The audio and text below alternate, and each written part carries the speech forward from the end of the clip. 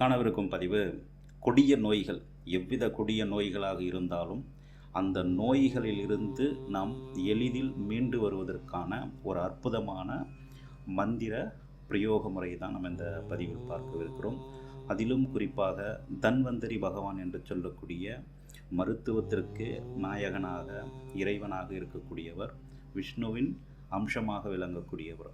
அவருடைய மந்திர பிரயோகத்தையும் அவருக்குண்டான படையல் முறைகளையும் அர்ச்சனை முறைகளையும் பற்றி நாம் இந்த பதிவில் தெளிவாக பார்ப்போம்.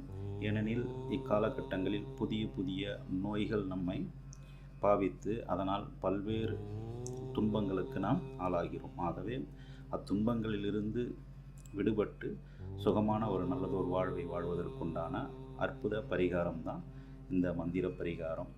அதாவது இந்த பரிகாரத்தை நீங்கள் முதலில் செய்வதற்கு தன்வந்திரி பகவானுடைய உருவப்படத்தையோ அல்லது ஒரு நெய் தீபத்தையோ ஏற்றி வைத்து கொள்ளுங்கள். அந்த நெய் தீபத்தை ஏற்றி வைத்து கொண்டு ஒரு சிறிய வாழை இலையிட்டு கோதுமை மாவினில் வெல்லம் கலந்து உங்களுக்கு கிடைக்கக்கூடிய எவ்வித பலகாரங்களாக இருந்தாலும் அந்த பலகாரங்களை நைவேத்தியமாக அவருக்கு படைத்து நீங்கள் எந்த மருந்தை நீங்கள் உட்கொள்கிறீர்களோ, நீங்கள் இப்பொழுது ஏதாவது நோயினால் பாதிக்கப்பட்டு எந்த மருந்தை உட்கொண்டாலும் அந்த மருந்தை அந்த வாழை இலையில் ஒரு பக்கமாக வைத்து நான் சொல்லக்கூடிய இந்த மந்திரத்தை நீங்கள் ஒரு 108 முறை தினந்தோறும் கூறி வாருங்கள்.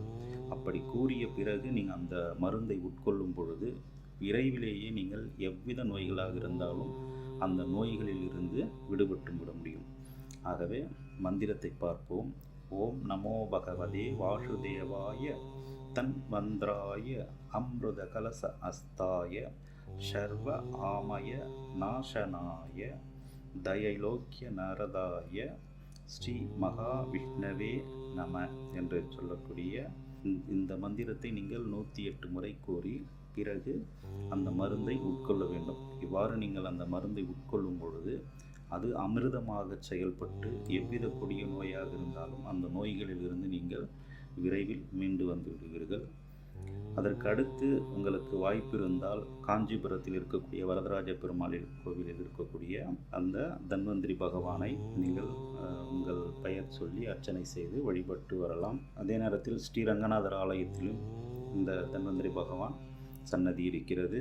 அதற்கடுத்து கேரளாவில் கோட்டக்கால் என்னும் ஊரிலும் தன்வந்திரி பகவானுக்கு தனி சன்னதி இருக்கிறது. ஆகவே வாய்ப்புள்ளவர்கள் இந்த ஆலயங்களுக்கு சென்று கூட நீங்கள் உங்களுடைய பெயரையும் நட்சத்திரத்தையும் கூறி அர்ச்சனை செய்து வழிபட்டு வாருங்கள்.